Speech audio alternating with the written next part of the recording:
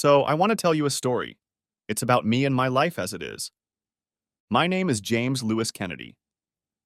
Most people call me Jim. I have a mixture of Scottish and Irish roots. I like to think of myself as an intelligent and determined person. I have a strong work ethic and a well-developed sense of right and wrong. I generally don't put up with bullshit. My ancestors, if they could speak from the grave, would tell you about the determination of the Scottish people. Just look at the constant drive for independence that is still deep in Scotland today. My father was a man who did not put up with stupidity, and although he is no longer alive, I remember his lessons well. My mother is alive and well and lives in Arizona, far from the snow and rain of upstate New York. She lives with her sister, also a widow. I talk to her weekly. I have a younger brother and an older sister, but they are scattered across the country with their own families and busy lives. Now back to my dilemma. You see, a few months ago I discovered that my lovely wife of 9 years, Laura Grosvenor, had been seeing other men, yes, plural, for the past 4 years. It seems that one day she decided that I wasn't a good enough husband for her, and her needs exceeded what I could provide. I'm not one to cry into a beer, so I decided I needed information. And I got the information. From two sources. First source, an investigator. I paid to investigate my wife's extracurricular activities. For my $2,500, I received confirmation that my wife was having weekly intercourse with another man, with a guy named Jason McDonald. She was having fun with him, or he with her, at hotels, houses my wife was selling, and his apartment on the edge of downtown. We live in Albany, the capital of New York State. Second source, an attorney. Armed with information about my wife's activities, I contacted family law expert Leanne Miller, a friend of mine. Yes, I know, you get what you pay for, who told me that I would be at a financial disadvantage in a divorce. You see, I have two children, Thomas age 7 and Rebecca age 5, and the New York. State courts are particularly inclined to give custody to mothers, and it doesn't matter that the mothers are cheating whores. No, it doesn't matter at all. Judges in New York are more willing to award custody to the mother than to the father. For the father to get custody, the mother has to be a serial killer or worse. The courts are heavily tipped in favor of the mother. The father is almost always bypassed. The father's abilities as a parent are virtually ignored in any court proceeding. Judges are more likely to give custody to the mother, a drug-addicted prostitute, than to the father, a corporate lawyer. That's me, a corporate lawyer. My wife is not a prostitute, but you know what I mean. She's a real estate agent, dealing mostly in commercial and high-end residential real estate. Don't get me wrong.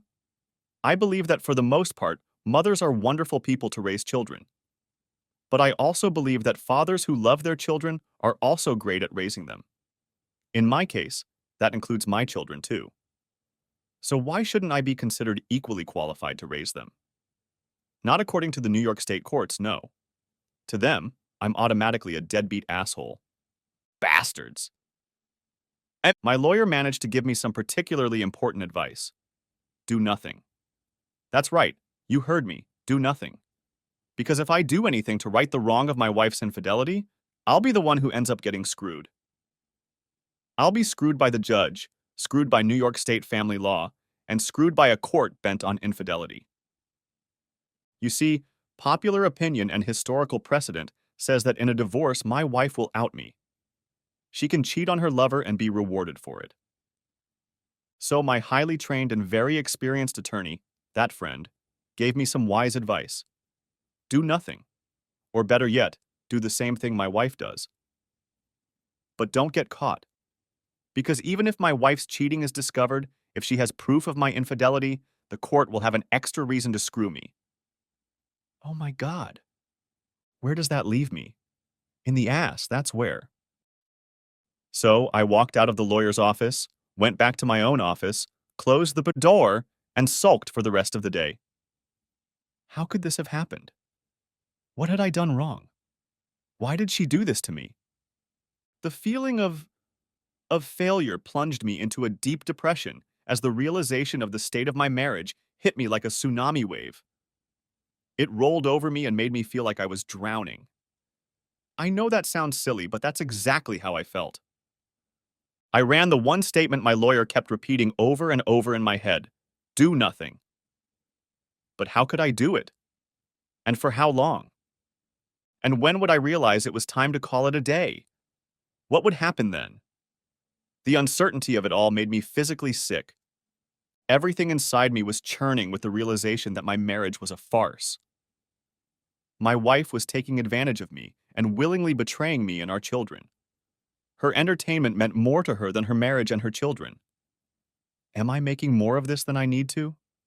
Maybe I just need to calm down and develop a plan. I knew I had to develop some sort of plan, but at that moment I had no idea what that plan would be. I would have to work on it. Around 6 p.m., I headed home and pretended that I was still a happy husband and father.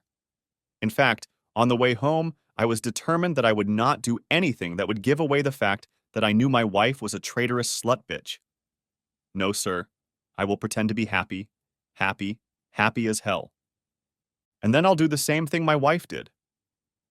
A week later, I went to see a psychologist, and he just looked at me and asked me about my relationship with my parents and if I hated my father. I quickly dismissed his psychobabble and decided I would do it this way: lay out my problems on e-paper. And so, a few months later, after some mental anguish and coming to the realization that I had to do something to feel better, to bring justice to this shitty situation, I found myself in a friend with benefits position with a woman I used to work with. She is an attorney at the same firm where I work. Divorced, has 2 young children in elementary school. Amanda Stewart is a year older than me. She's tall, slender, very fit and beautiful, and I still can't figure out why she's so interested in me. After all, she can get almost any man just by wagging her index finger at him. Don't get me wrong, I'm not exactly a fat, ugly asshole. Quite the opposite. I'm 6 feet tall. My weight is 165 pounds, and I'm in good physical shape. I run, bike, and work out regularly. I have a full mop of brown hair, all my teeth, I wear glasses just for reading. I'm not terribly ugly, and my wife was the only one who wanted to start dating me. As I found out in a casual conversation with Amanda, she had given up on the idea of being happy at the same time as being married. After much soul-searching, she had come to the conclusion that her husband was not the right person to marry, and after working to keep her relationship with him intact, they both decided they didn't want to be married to each other. It wasn't until later, when we became friends, that I found out that the father of her children was not her ex-husband. That was the main reason for their divorce. I can understand how that could be the reason for the breakup of a relationship. It would be the same for me if I found out I was not the biological father of my children. But that's not my problem. After all, I had a DNA test done. So I'm taking advantage of Amanda's needs. It just so happens that her needs and mine are the same right now. She's smart and sophisticated, the kind of woman a man can fall in love with simply and easily. I don't feel pressured with her, not like with Laura. We don't invest much in each other, not emotionally. Maybe the relationship Laura has with the guy she's having fun with is the same.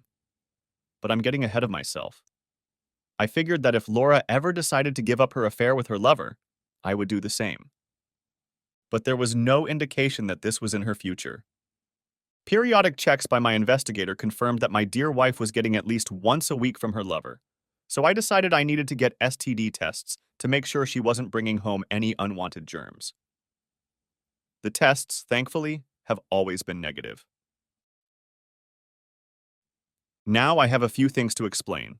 My wife's name is Laura Grosvenor Kennedy. At work, she's called Grosvenor. She thinks it's a little more highbrow than Kennedy, but you have to agree that Kennedy's surname is almost royalty in the United States. The Grosvenor surname, on the other hand, goes back centuries to England, and she considers it more noble. It might attract more elite clients who would want to do business with the firm she works for. We are both 34 years old, and as I mentioned, we live in Albany, in a very nice neighborhood called Pine Hills. Our house is near the university and close to downtown and the metropolitan buildings. It doesn't take me long to get to work, just a few minutes. Laura's office is near mine downtown, but since she has to leave the office often, she drives her car to work. I drive a 3-year-old Subaru Outback, and Laura has a new leased Mercedes. On the surface, we lead perfectly normal lives. We are busy with the kids, careers, and all that daily life requires of us. The house is about 80 years old, but has been thoroughly updated and renovated over the years. It is a 3-story home built in the Queen Anne Victorian style. There is so much space in the house that we could spend all day in it and not see each other until just before dinner. We have 5 bedrooms and 6 bathrooms and 2 little closet space. There are storage closets in the basement and on the 3rd floor, so that's where we keep spare clothes, Christmas decorations and boxes for Halloween decorations, costumes and sports equipment. I have a detached 2-car garage at the back of the property that also stores gardening tools. Laura is constantly painting or remodeling something. The small bedroom next to the master bedroom had some walls knocked down and became a walk-in closet for the master bedroom. It had that upper-middle-class homey feel to it, and we thought we were doing well. Or at least I thought we were. I was clearly wrong. Laura was missing something.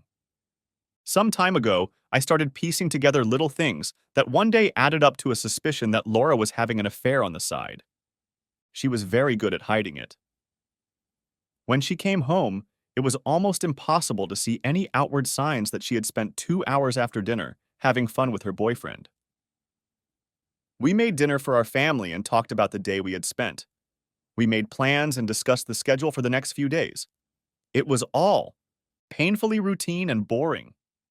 Maybe that's just the way it was. Normal and boring. No excitement. Everything was fine until I discovered her second cell phone. I was looking in her purse for her car keys to move her car since it was blocking the garage door, and I needed to move it aside to get some shit out. And there it was. It was turned off. Then I turned it on. It was secured with a 6-digit code to open it. I typed in a few digits, but nothing came out, and after the 4th try, there was a warning that if I entered a 5th wrong code, it would block me from trying again. I decided I didn't want her to know I was fiddling with it, so I turned it off and put it back in my bag. For a while, I racked my brain trying to figure out why she would want a second cell phone. Every conclusion I drew suggested that she was hiding something. What exactly, and why was the $64 million question? It plagued me for days. I analyzed every aspect of our lives, our marriage, and our work, trying to find the answer. In the end, I decided not to bring it up, but to get more information. That's when I brought in an investigator. What they told me was my biggest fear. Laura clearly wanted more. She wanted a thrill in her life, and I wasn't the guy she wanted that from. I mean, if you're bored, the normal thing to do is suggest a change of routine. Start a new hobby, go on a trip, volunteer for some good cause, and maybe get active in the community. But no, Laura decided to start having fun with another guy. How am I supposed to deal with this? I racked my brain for a solution. The lawyer in me understood that I needed to approach the case as logically and unemotionally as possible. But that didn't take into account my children. With the unemotional approach, I had to confront Laura and demand that she end it under threat of divorce. But what if she decides she doesn't want to stop? What then? What if Laura decides she wants a divorce and fights for control of the children in a protracted battle? Who wins and who loses? Well, the lawyer in me can tell you that we will all lose, everyone except our legal representatives. They win for $300 an hour while we fight. Over who gets what furniture and how many minutes each of us gets to spend with the kids, on what days and where. No, the kids lose first, and so do Laura and me. No, if we break up, it will be done on mutual terms and in a way that doesn't burn everything down. Thus, I went back to what my own lawyer had advised. Do nothing. I pondered this for several weeks, all the while trying to figure out why my wife chose to have fun with other men. What were my shortcomings? Was I paying enough attention to Laura? Had the romance disappeared from our marriage? Was I just too stale and boring for her? The self-doubt was killing me. But as I tried to make sense of it all, I decided I needed to step up my game a little. I had to do something. What exactly? It wasn't immediately clear at that moment. But I got started. I usually try to exercise 2 or 3 times a week, but with the increased stress, I realized I needed to increase my workouts. So I'm running a lot more than I used to. I get up at 5 a.m., put on my sneakers, and head out to the treadmills in my neighborhood. In the last 2 months, I've lost about 8 pounds and about 2 inches off my waist. I also go to the gym that is in my neighborhood, which is right next door to my office. 2 days a week, I go there and work out at the gym. I've had a few sessions with an instructor to push me and make sure I don't injure myself early on by trying to pump too much iron. I started with lighter weights and gradually progressed to harder weights. It was a slow process, but I started to notice an increase in upper body strength. Since I had become unattractive to my wife, I wanted to try to increase my attractiveness. By improving my fitness, I wanted to let her know that I wanted to be noticed. It was something like, "Look at me. I'm trim and desirable. I have 6-pound abs," or something like that. I tried taking her out for romantic dinners alone, but her damn cell phone kept buzzing and ruining the mood. I tried sensual massages in bed with warm oil, candles, quiet music, and wine. Once again, that damn phone ruined everything. I tried turning it off, but when she caught me, she complained that she might miss an important call or an email from a client. Everything I did ended badly. Anyway, we all got used to the new routine. And I have to admit that even it became routine and boring, at least for me. What was the point? Laura and I kept secrets from each other. She got them from Jason on a regular basis, and I'd started a revenge relationship with a woman who until a couple years ago had been a serial cheater. So all my notions of taking the moral high ground were now proven to be a myth. I was just as bad as she was. But somehow it felt like the right thing to do. 6 months later. So, for the past few months, things continued pretty much the same as before. I asked the detective agency to keep checking in periodically, every 2 or 3 months, to see what Laura was up to. She was still having fun with her lover once or twice a week. Knowing this, I decided that I would not be in a hurry to end Amanda and I's extracurricular activities. In fact, over the past few months, Amanda and I have gotten a little closer to the point where she got to know my kids and I got to know hers. I'll come back to that in a minute. At home, over dinner with the kids on Thursday night, Laura told me she was going to a conference in Las Vegas for a week. It was advertised as a national realtor event to get together and share information, analyze what was working in the industry, and let everyone know about changes in laws that were affecting the industry, and perhaps better ways to sell homes in blighted buildings that no one wanted. In reality, they would set up at a fancy resort with a monster pool, have a blast, get together late in the morning when they were severely hungover, drink a few cups of coffee, pretend to pay attention to a pointless and boring PowerPoint presentation, and then plan a party for that day. Her realtor conventions were always thinly disguised party weeks. I knew this one would be no different, so I decided now was the time to change things up a bit. Time to show Laura what she was risking. Who am I trying to fool? Laura was a smart woman and knew exactly what she was doing. She didn't just wake up one day with a stupid disease. She's a big girl and knew the risks and rewards that caused her to venture into our marriage. This convention coincided with spring school vacation. We had talked about taking the kids to Disneyland in Florida, but somehow completely forgot about it when this convention showed up on her calendar. My frustration with her growing selfishness and lack of concern for her family came out. I thought you agreed that we were going to go to Disney World with the kids this year. The look on my face said completely that I was mad at her for going to Las Vegas when we had already made plans to take the kids on spring break. This is very important to me, Jim. Besides, Becca's too young to ride some of the rides her brother can ride, and you know that if she can't do everything he does, it's only going to mean a fight.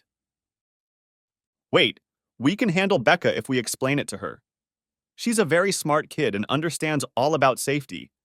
I really don't understand why you're putting another real estate deal ahead of your family. She let out a huge disappointed sigh and rolled her eyes. The company wants me to go, and they've already booked the flight and hotel, so I don't want to talk about it anymore. I'm going to the conference period. The rest of the night passed very quietly in the house. After putting the kids to bed, I took a long hot shower and went to bed with a million thoughts in my head. I didn't sleep very well that night, but an idea occurred to me. Some kind of fundamental justice, it seemed to me. So a couple of days later, I talked to Amanda and pitched her the idea of the two of us going to Disneyland in Florida for a short vacation, my kids and hers. I hadn't said a word to Laura about it. After talking a bit about logistics, Amanda and I decided that's what we would do. So we booked the plane tickets and the resort, and in a couple phone calls, we had everything set up. Laura was barely out the airport doors before I had already started packing up the kids and getting them ready for the trip. To say they were excited is a massive understatement.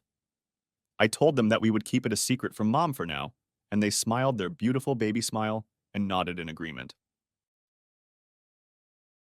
So, the day after Laura went off to party poolside in Vegas with all the horny real estate agents, Amanda and I, with 4 kids in our arms, boarded a plane to Orlando. One of the airlines has a non-stop flight that takes just under 3 hours. Without much effort, by mid-afternoon, we were in the warm sunshine and the kids were happily playing in the pool. This was new to Amanda and me. Our kids had met before. It was a Saturday in downtown Albany, and we met by chance. We ended up having lunch together, and the kids got along great. Lunch was at a fast food place that had a playground for the kids to burn off sugar. Amanda and I had a very different conversation from our normal interactions. She told me a lot more details about her marriage and the path to its demise. She also talked about her commitment to her children. After her divorce, she realized that she had made some very serious mistakes, but she wanted to be a good mother. She loves her children very much, wants the best for them, and tries to provide that. I talked about the betrayal I felt when I found out about Laura's infidelity and her cheating on Jason. I could see that she was listening to me intently, not even taking her eyes off her children. I tried to watch her face to see what she was thinking. She was totally in lawyer mode. She had to tell me some of what she was thinking. You know, Jim, your life is very much like an open marriage right now. You just haven't told each other about it. Are you sure you want to live like that? I looked at her. I haven't told her about it yet because, honestly, I don't want it to mess up those 2 kids' lives. I don't want to turn into a father who only spends a few weeks a year with his kids. Everything I've read says that in divorce, the children are the ones who lose the most. I can't take that risk. At least not yet. I exhaled deeply, since I hadn't been breathing at the last minute as I spoke. I knew that eventually Amanda would want to move away from our FWB relationship. That's just the way she is. Mentally, I knew she wasn't a big fan of monogamy. I figured that the longer we continued our relationship, the more likely it was to end. She would want to move on to a new FWB. But she didn't. So there we were in the happiest place on earth with 4 kids and pretending to be one big family. I had booked 2 adjoining rooms at the resort. One room had 2 double beds, and the other had 2 sets of bunk beds for the kids. I had to splurge a bit to get the resort to provide the rooms and beds I wanted, but it worked out. It's amazing what a small amount of money can do. We spent the morning and afternoon walking around the huge park and visiting as many rides as we could, and then when the kids were tired and hyped up, we went back to the hotel to cool off in the pool. By the time dinner was ready, the kids were ready for bed. This meant that Amanda and I could enjoy time alone, and we usually had a drink and a meal and then each other. The 5 days at Disney World were great. The kids saw everything, including a day at SeaWorld, did everything they wanted to do, and were sad to leave when we got home and back to school. I had to go back to work. Amanda needed to go back to work. Laura was also coming home to get back to her regular routine. Laura showed up later that afternoon when the kids and I got home. She was sunburned and with a brutal headache. All the partying had caught up with her. The kids were excitedly telling her they had gone to Disneyland and SeaWorld, and when she looked at me, she voiced her disapproval, saying she wished we had gone there as a family. What the hell, Jim? I thought we were supposed to go to Disneyland as a family. Why the hell did you take them there without me? Well, you probably remember we talked about it, and you made the decision to let the family go for another week of partying in Vegas. If we're not important enough to you, well, too bad. We went without you. We had fun. I hope Vegas was worth it. I left the room before she could say anything else. Damn shame, I thought. She had 6 days of fun with her boyfriend in Vegas, and I had 5 days of fun with Amanda. I reminded her that last year we had promised the kids that they could go on school vacations. Her going to a conference in Vegas at the same time was not something I wanted to disappoint the kids with. Too bad she missed it. She chose Vegas over her family, her loss. Monday, I went back to work and got busy. It was 2 weeks before I was able to see Amanda. She had to go away to see clients, and I figured this was probably her way of finding a way out of our arrangement. Maybe 4 days at Disneyland with me and 4 kids was too much for her. But it wasn't. Amanda texted me several times to let me know that her kids loved it at Disneyland, and so did she. The next time we met, there was a subtle change in our communication. Little things. I noticed that she acted more relaxed when we met. Nothing had changed with Laura. The investigator's latest report confirmed what I already knew. Laura was still seeing her lover on a regular basis. So I decided I would stick to my schedule. Don't get me wrong, we had a pretty rigid Saturday night schedule. But Laura seemed to take every opportunity to invite someone over to our house or offer to do something, and then later that night say it was too late and that she was too tired. We ended up doing it once a month, if at all. I tried my best to pretend to be an understanding husband, but eventually my give and take factor became very weak. Laura was the one who started the journey, and I was good at anticipating the potholes. Next chapter. 8 months later. So, there have been a few changes in my life. Wow, that's a lot of changes. So many changes that I don't know where to start. So, the first big change. About 7 months ago, Laura announced to me that she was pregnant. She broke the news to me about a month after the convention in Vegas. I am almost 99% sure that I am not the father of the child. She and I had had so little contact in the months before that the likelihood of it being my baby was slim to none. Nevertheless, I planned to wait until the baby was born and take a DNA test. A local lab in Albany would have the results in 24 hours. Laura is now heavily pregnant and, although still working, has greatly reduced her work hours. She still sees her boyfriend every week, and that has not changed. If the DNA tests confirm my suspicions, I hope there is room in his one-bedroom apartment for Laura and their baby. After Laura announced her pregnancy to me, I met with the lawyer again and reviewed my options. A DNA test to prove parentage was important, or I would likely be paying child support for years. Under New York state law, any child born in a marriage between a man and a woman is automatically considered a product of that marriage. Therefore, this means that the law considers me the father unless I can prove otherwise. So a DNA test, once the baby is born, will be on my personal priority list. My attorney suggested other tools to use after the baby is born when the DNA test proves parentage. More on that later. Next chapter. Laura. I'm in deep shit. I'm pretty sure I got pregnant in Vegas at a convention. There was a guy there that I've seen at other conventions, and I've wanted to sleep with him before, but I've never had the courage to do it. This year, I let alcohol and my own sanity take over and had fun with him. For 3 days. It was a mistake. It compounded my previous mistake when I was busy and forgot to refill my prescription for birth control pills last month.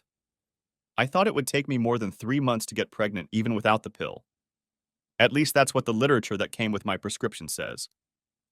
But in the fine print, it also says that women on the pill can get pregnant sooner in rare cases. Apparently, I was that rare case. When the baby is born, it will be clear to Jim and everyone else that he's not the father. Shit. What am I supposed to do now? My husband will disown me. He'll probably kick me to the curb. I suppose I deserve that, but still, we are a family and I deserve some consideration. I will fight for my kids and threaten him if I have to. I want us to be a family. If I can convince Jim to forgive me and be a father to this child as well as our other children, then maybe we can get through this. Maybe. Confess now or wait. Next chapter. Amanda. I learned a big lesson from my short marriage to Michael. His new wife, Rebecca, was the benefactor of my stupidity. She waited and watched me self-destruct and then moved in with him and took Michael for herself. She was patient and careful, and in the end, she won. And I decided to follow her example. But then I wised up. I decided to bide my time and, when the time was right, make my move. I wanted a husband, a man who would be mine, and I was ready to be faithful to him. Jim was everything I wanted to see in a husband. In many ways, he is very similar to my ex-husband, Michael. His sense of loyalty to those who are loyal to him is very strong, and his sense of duty to his children is carried by him. Perhaps it is his Scottish and Irish heritage. Nevertheless, I decided to wait and see if his wife would. Burn the marriage down, and if she did, I would be ready to make my move.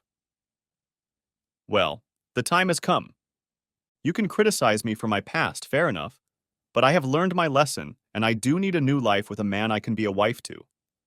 I don't want to say I'm a perfect person now, I'm definitely not. But I have become a different person. Last year, when I got to know Jim better and saw what he was really like, I decided he could be the one. A trip to Disneyland with all the kids pushed me to make a plan. I didn't really have to do anything. All I had to do was bide my time, let Jim know how I felt about him, and prepare for the next step. My kids were already asking me if Jim's kids would be their new brother and sister, and if Jim would be their daddy. It couldn't be clearer. Next chapter. Jim. Laura called me at the office to tell me that her water broke. I rushed home, grabbed my hospital bag, made a couple calls to have the kids picked up after school, and we headed to the hospital. Baby number 3's labor is usually much less than baby number 1 or 2. The doctor told us that he thought this baby was going to be large, so we shouldn't expect labor to be fast. Doc was wrong. The labor went faster than they expected. It was only a few hours from the time we arrived at the hospital, and the baby girl was born. Yes, a girl. And what was our surprise? The doctor who delivered the baby was wide-eyed as she handed the baby to the nurses to clean her up, weighed and measured her, made sure all airways were clear, recorded all vital signs, and wrapped the baby in a warm blanket. The doctor tried to watch my face closely as the nurse handed the baby to Laura. My suspicions that I was the baby's father were immediately realized. Laura took her daughter in her arms, and the look on her face as she got a good look at the baby, I will never forget. She looked at the baby and immediately shifted her gaze to me.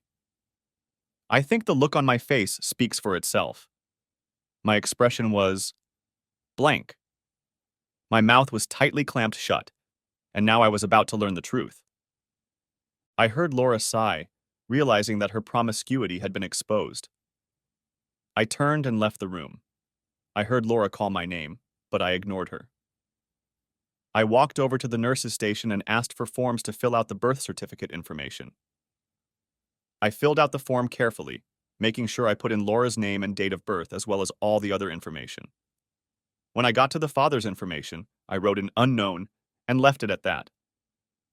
The nurse took the forms from me and looked over them cursorily, and when she got to the father section, she looked at me. I just nodded and turned to leave the hospital. I never went back there again. 2 days later, Laura and the baby arrived home, courtesy of her friend Kelly. She was curious as hell to know what the story was. She kept quiet as she helped Laura get the baby and bags into the house. When she saw me, she didn't say a word, just nodded at me as if to say, "It's your problem now, good luck."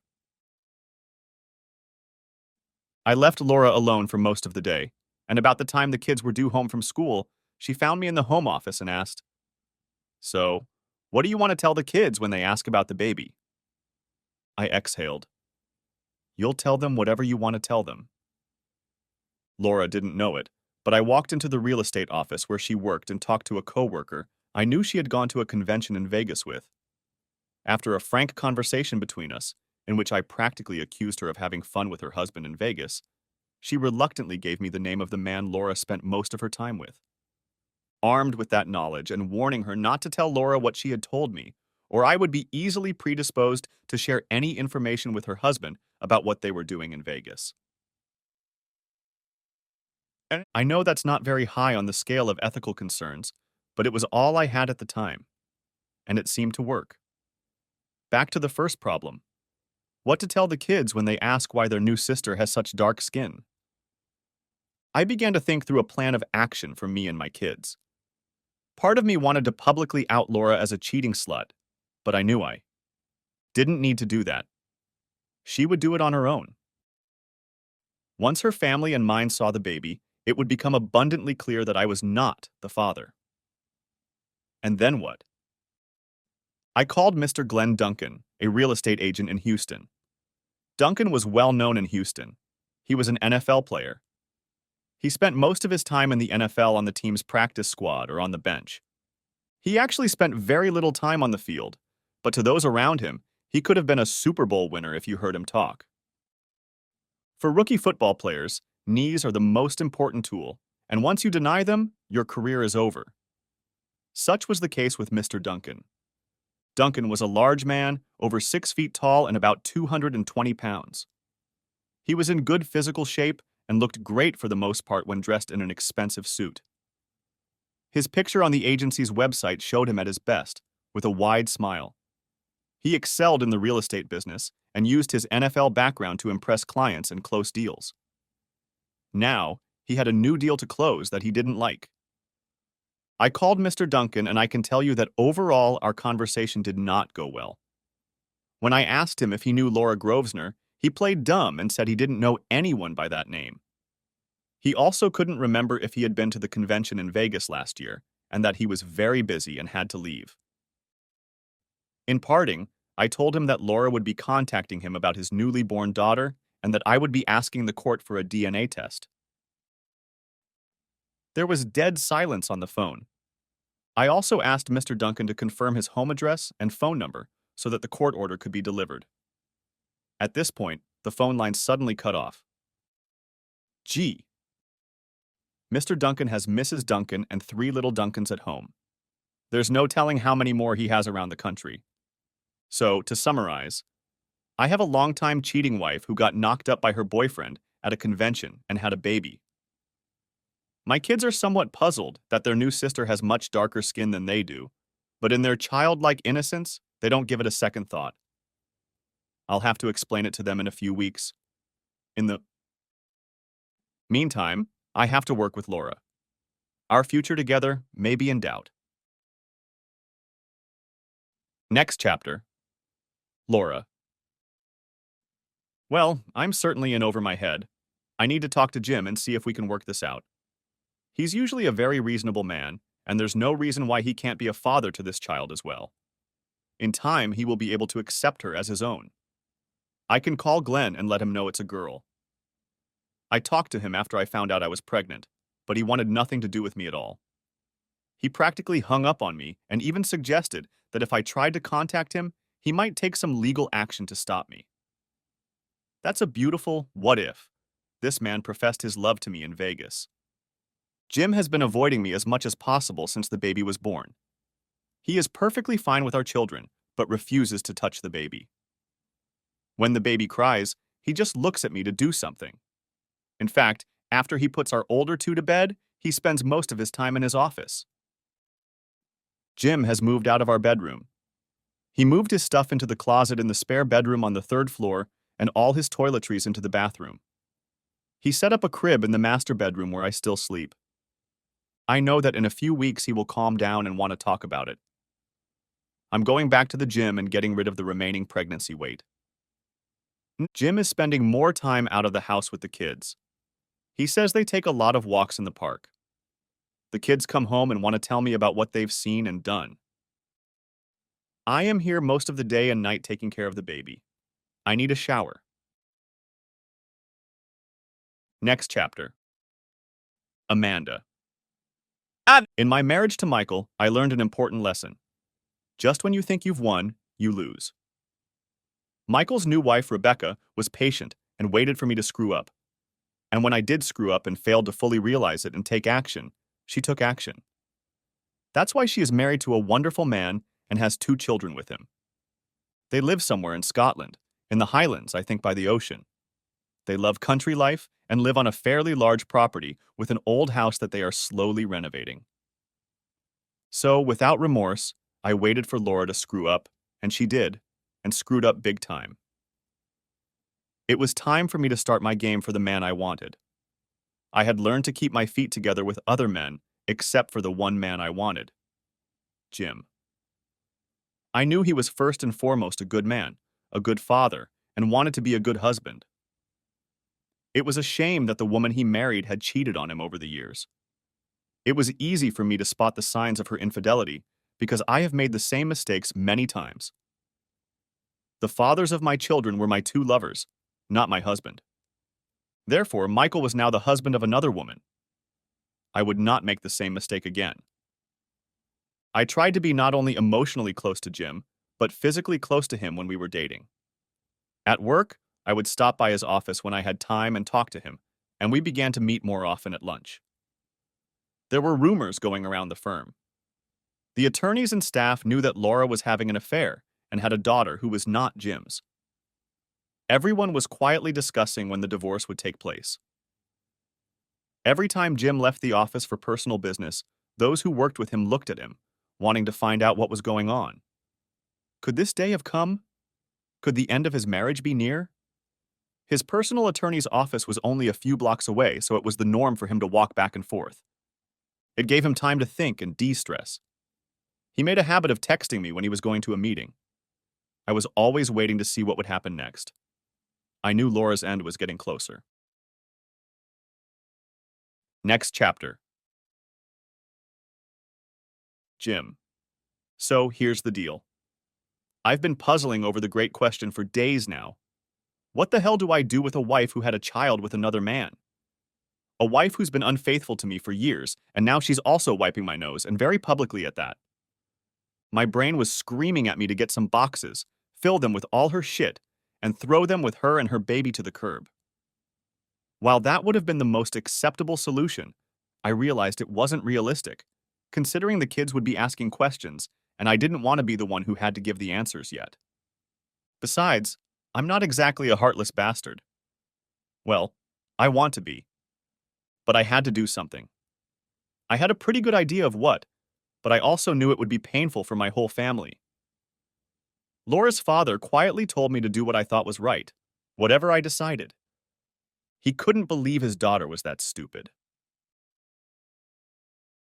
Next chapter. Laura. My mother and father lived near Albany and were anxious to come see their new grandson.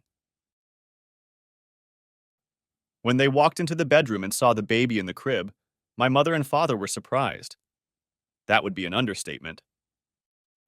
My mom covered her mouth with her hand, pulled back, and was forced to sit down in the chair next to the crib.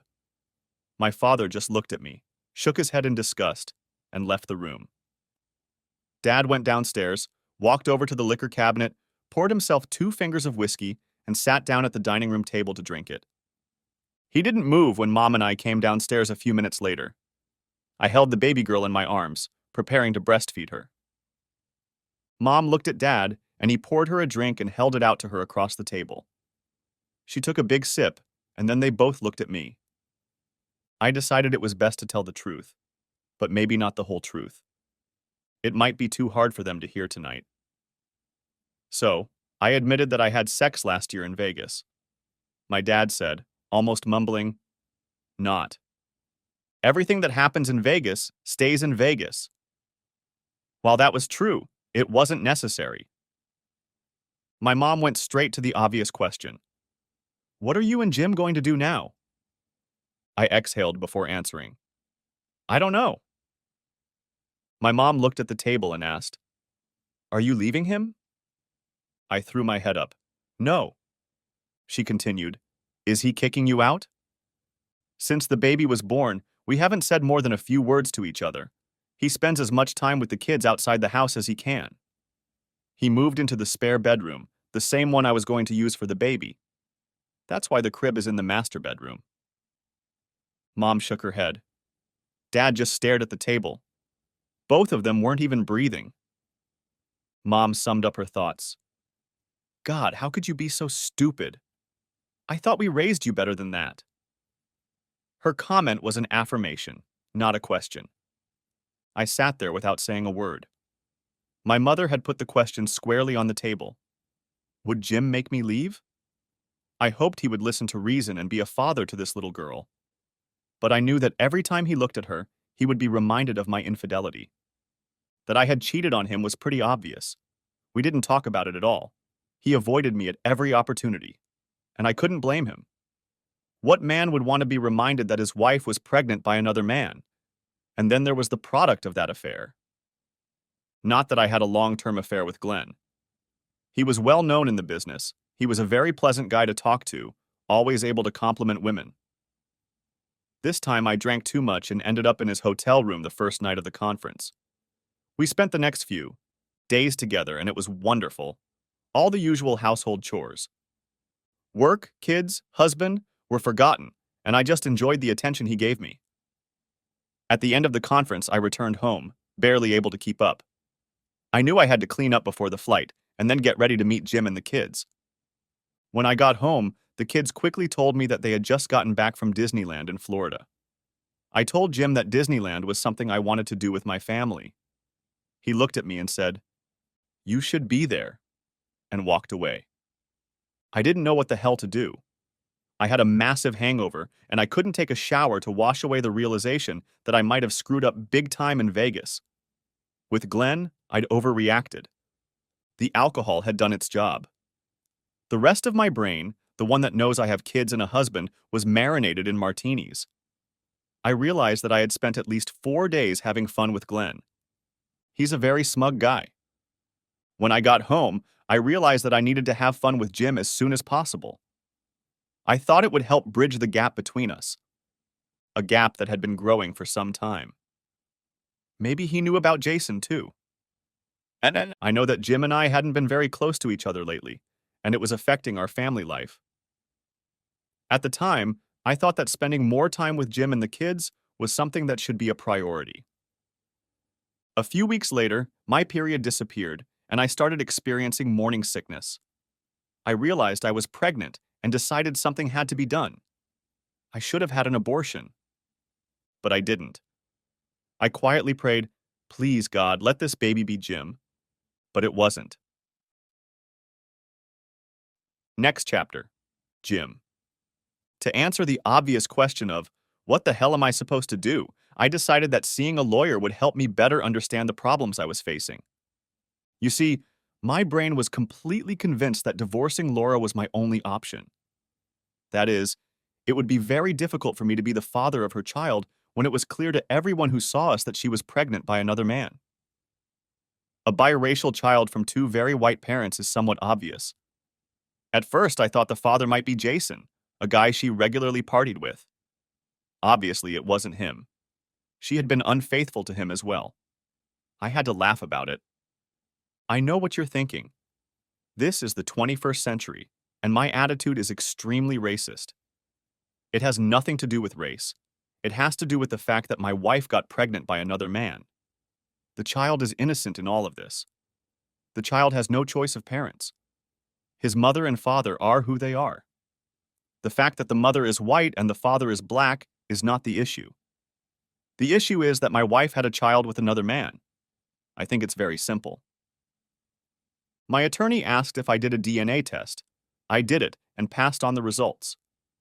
I also handed over the information my investigator had gathered about the baby's father and pictures.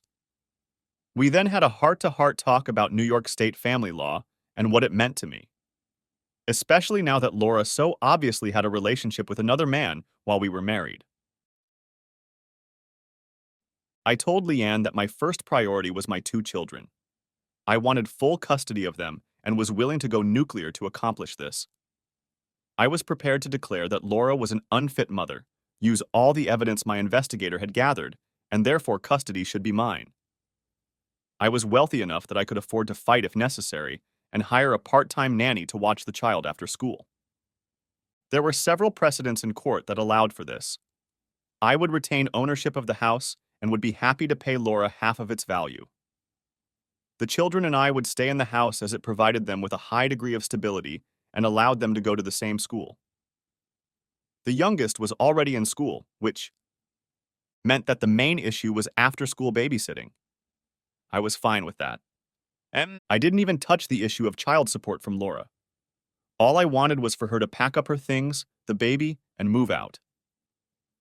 To get things started, Leanne suggested that we draw up a formal separation agreement. For those who don't know what this agreement is, that's the lawyer in me talking. I will say that a separation agreement is a legally binding document that is essentially a precursor to a divorce. You could say that it gives couples some respite to live separately and decide if they want to save the marriage. The truth is that most CAs become a template for divorce, as few couples actually get back into a marriage. I think it's really a step-by-step divorce. I wasn't sure that SA was what I wanted. I thought the SA stage was just putting off the inevitable. Why put things off until later? Leanne decided that CA was a way to find out if the child's father was willing to recognize the child as his own and provide financial support.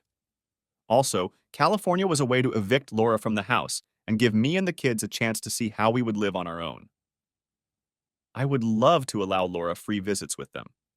I imagine it would be more difficult for her to take care of the baby and kids every other weekend on her own. For the past couple years, Laura has left the bulk of the child-rearing responsibilities pretty much to me. Her work and extracurricular activities with Jason would result in her coming home to the three of us, tired, hungry, and wanting to finish her work. Often, she would leave in the evenings to meet with potential clients or show someone a house. Some weeks, the amount of time we spent together as a family was practically zero.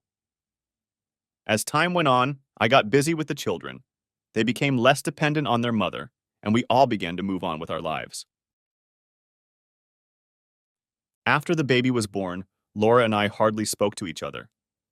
I made no effort to attend to the baby's needs. It was all on Laura. So on Friday night, about a month after the baby was born, I started. I pulled out a large envelope and said to her in my very controlled voice, "Laura, we need to talk." The look on her face said it all. She turned slightly pale and realized that this was serious and would not end well for her. I realized that she was hoping that the longer we put off talking about the baby and her infidelity, the more likely I would ignore the fact that she had a child with another man. I poured her a glass of wine and slid it across the dining room table to her. I had a glass of ice water for discussion. I placed the envelope on the table, and she stared at it while she drank the wine. She nodded at the envelope and slowly asked, "What do you have there, Jim?" I got right to the point. "It's the separation agreement my attorney prepared. I think it's time for us to think about the future. I think you and I need some space to figure out what we want, and obviously our marriage isn't in the best shape. Obviously, I'm not the man you want as a husband, and you're not the woman I want to be my wife right now. So I think it's for our mutual good that we need to separate and reevaluate our marriage." Laura's eyes widened and her hands began to shake. She took a large sip of wine. I continued. "My attorney has prepared this agreement, and it states that I stay here with the children and you and the baby move out. You can take a month to find a new place to live. You can take as much furniture out of the house as you see fit. You can spend as much time with the kids as you want, but they will live with me. I have arranged for a part-time nanny to help with after-school care and to fill in for the kids at times when I need to be away. I've made arrangements with work to adjust my schedule so I can work from home more." Laura had a look on her face like a deer in headlights. Obviously, I had surprised her with this essay, and she needed time to think about her options. "Jim, why do you want me and the baby to move?" The look on my face said it all. It was time to be blunt. "Come on, Laura, be honest. You decided to have fun and then get pregnant, and you want me to act like everything is fine." Uh-uh. That's not going to happen. You should know by now that I won't tolerate that kind of disrespect from you. You've been cheating on me for years, and now it's over. So you have 30 days to pack your bags, find a place to live, get the baby, and leave. I gathered my strength and really wanted to vent my frustration on her. But I knew it wouldn't do any good. It wouldn't do any good, and I had to think of my children first. Staying calm and in control of myself at that moment was very difficult. I handed her an envelope across the table. Here is the separation agreement. I've tried to be very fair to you. If you want, get yourself an attorney and familiarize yourself with it. In fact, I strongly encourage you to do so. But know this, I have no intention of recognizing your child as mine. I got up from the table and left the room. There was silence in the house. So for the next month, everything in my house was as normal as I could make it, given that my wife and her child were about to move out. She went apartment hunting and found a 2-bedroom place not far from her office. Maternity leave would give her time to move in and get settled before she had to go back to work. The SA document had dates stamped on it, and I reminded her from time to time that her time to leave the house was approaching. We walked around the house and she let me know what she wanted to take to set up her apartment. I took all the pictures that were in the house and deleted them, especially the ones with her in them. I made some notes about changes I wanted to make to the house when she moved out. All this time, I kept my relationship with Amanda separate from Laura. In fact, I wasn't even sure if Laura knew I knew Amanda. I continued to see Amanda a couple times a week, and on weekends, we often did things together with our kids. Going to parks and visiting local recreational facilities was a welcome relief for me. The kids, who were now a year older, loved it. Amanda was curious about what Laura was going to do. She asked me what my plans were after finishing 6 months of SA. I was honest with her and told her that I highly doubted the possibility of reconciliation. Laura had been pretty much silent to me for some time now, unless it involved my children. My plan was to move forward with the divorce. At Leanne's recommendation, I entered into a separation agreement, primarily in the best interest of the children and both of our families. My mother in Arizona didn't care what I did, but I knew that Laura's family hoped that I could forgive Laura and be the father of her child. For me, it was all about respect. Without respect, there could be no marriage or relationship. Without respect, I couldn't call her my wife. I couldn't trust her with my interests and the interests of my children, and I knew her interests were not in my heart. No, the marriage was over. Amanda watched me carefully. She knew I was hurt and vulnerable, but I finally realized that I had to take things slow, take care of the children, and make sure they had a stable home in life. And that's exactly what I did. Next chapter. 6 months later. Laura, I've been living in this apartment for a while now. Jim let me bring enough furniture with me to make it comfortable. He gave me the bedroom furniture, lots of kitchen stuff, dishes, a kitchen table, and chairs. When the moving company packed up all my stuff, I looked around the house and realized I would miss it. I would come back here to pick up my kids, but I would never live here again. It was painful to realize that my stupidity had cost me my family, my home, and the life I thought I would always have. Why couldn't I just keep my cool around men who seemed attractive? Then, I decided that I could have fun with them, and as long as it was done away from Jim, there would be no problem. Everything was going great. Until I got pregnant. Now I live in a 1-bedroom apartment. I'm pretty much a single mom, and I have no time for a social life. I haven't had any in months. I have to go back to work next week, which means I have to look after the baby. My family has pretty much stopped calling me. People in my office saw me off with strange looks when I went there a few weeks ago.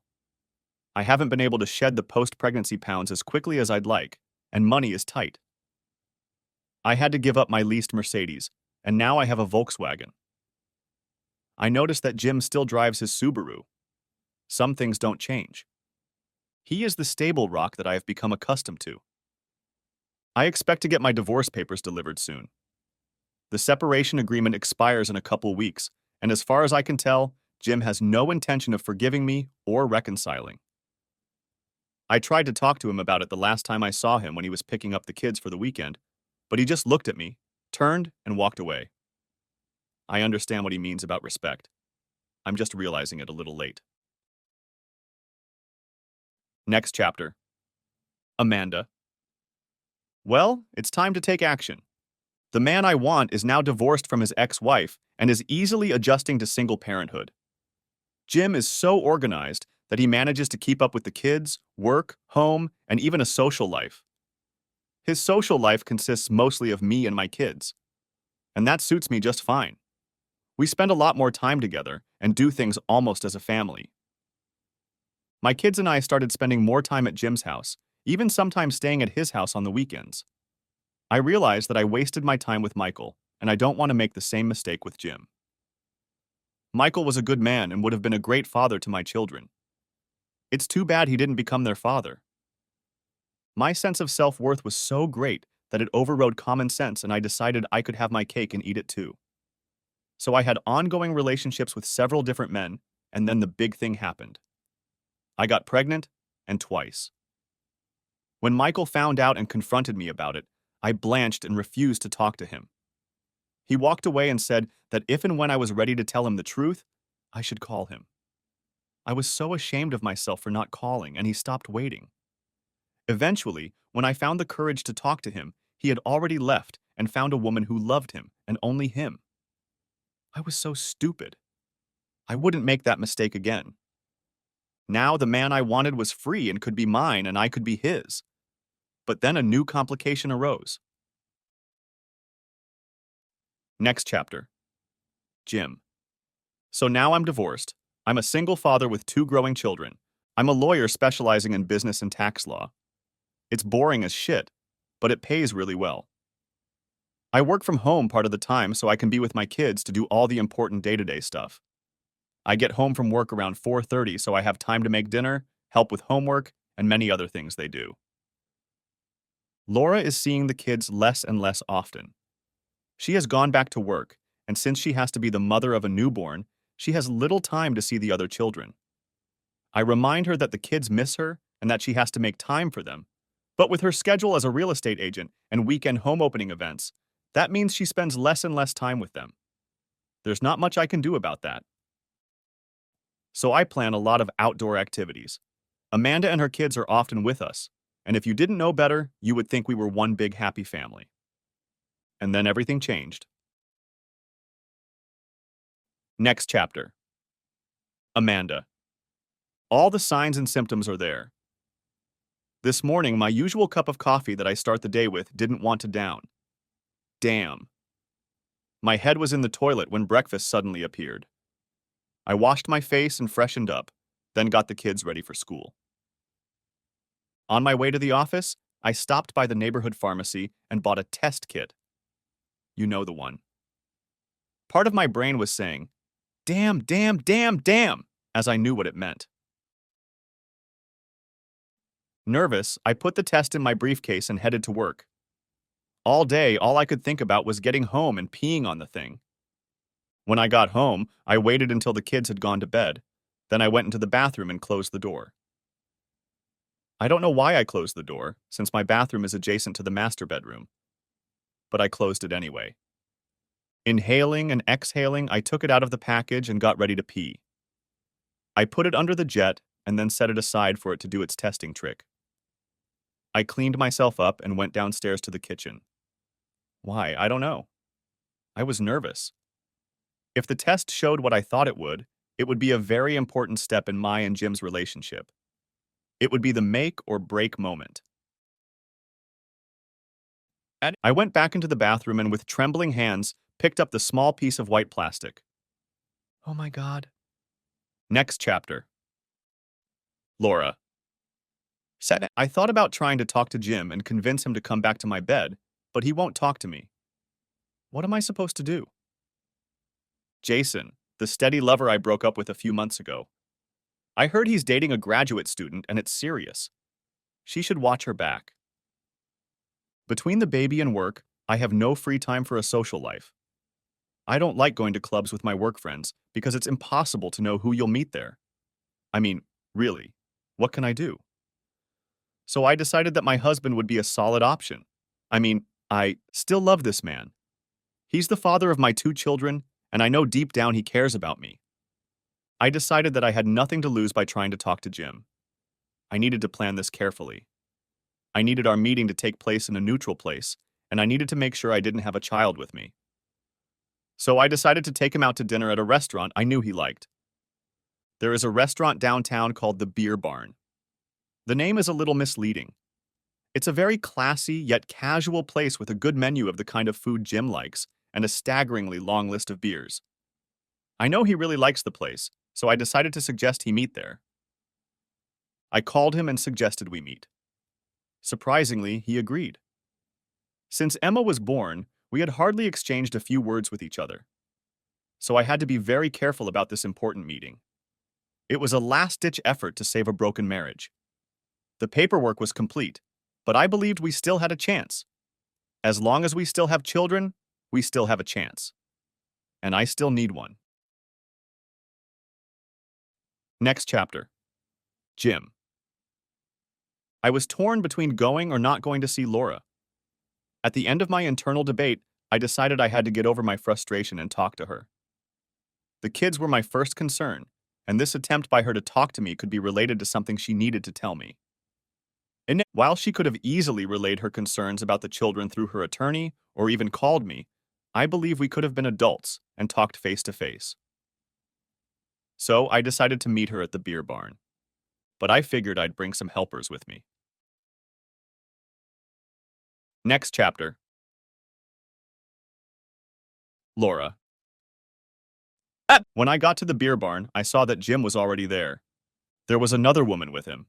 She was blonde and very good looking. They sat across from each other. They were holding hands. Holy shit. When I approached the table, they stood up and she moved to Jim's side. The introduction was a little awkward, as you can imagine. I didn't realize there would be anyone else with him. The expression on Jim's face was calm, and he smirked slightly.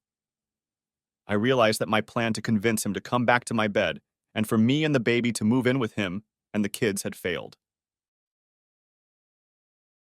Jim introduced the woman, Amanda. She was good-looking and, as far as I could tell, about the same age as us. She was silent, not saying a word, but watching me like a hawk watching a dainty mouse. I knew immediately that I had lost. Jim ordered me a drink and took the liberty of ordering food for all of us. He knew this Amanda well enough to know what she liked to eat. When the food was ordered and the drinks were delivered, Jim began, "So, Laura, what did you want to talk about?" I stammered and stuttered, trying to come up with some nonsense. I talked about the kids and what I wanted to do with them in the moments I have with them over the next few months. Jim told me he was planning something for Christmas and would probably take them away to a ski resort in Vermont. I just nodded and agreed with pretty much everything he said. I hadn't noticed before, but when Amanda took off her voluminous sweater, it was clear that she was pregnant. My eyes widened as I stared at her belly. Her pot belly wasn't very big, but it was there. I knew these things all too well. "Laura, I have to tell you that I'm selling the house. You'll get your half of the money after the mortgage is paid off at the bank. You see, Amanda and I are moving in together, and we've decided that we want to move to a house that better suits our needs." Jim let that message sink in, and then, with a huge smile on his face, continued. "Amanda is pregnant. We're expecting the baby in 5 months." So, the death knell for my marriage sounded, and any faint hope I still had for reconciliation evaporated before my eyes. I guess it had started when I'd first gotten into it with Jason, and then accelerated when I'd had fun with Glenn during those 4 days in Vegas. I was hoping the earth would open up and swallow me right then, but it didn't. I just nodded to them and quietly said, "I gotta go." I walked out of the restaurant and took a cab back to my apartment. I was in such a haze that I forgot my car was in the parking lot nearby. Shit. A year later. Amanda. "Okay, I think I'm going to get the last words. The new house is set up, and we have room for all the kids. We bought a house in a great neighborhood, not far from the house Jim lived in. It's even a little bigger than that one, and we put in a pool before we moved in. Between Jim, a newborn, and 4 kids, managing the house and work, I go to bed at night exhausted, but I try to be there for my husband. Yes, we are married. Jim was adamant that our children have a full married mother and father. We got married shortly before the baby was born. We still have a nanny who watches the baby when we are at work and watches the kids after school. Please know this. I learned a lesson from my first marriage. I know I was stupid and took Michael for granted. I didn't give him the respect he deserved. I will not make that mistake again. I am very devoted to my husband and family. I can't believe how happy I am right now. I am happier than I probably have any right to be. Jim is such a devoted father to all of our children. I love this man so much, and I know he loves me. 3 years ago, I had no idea things would turn out this way.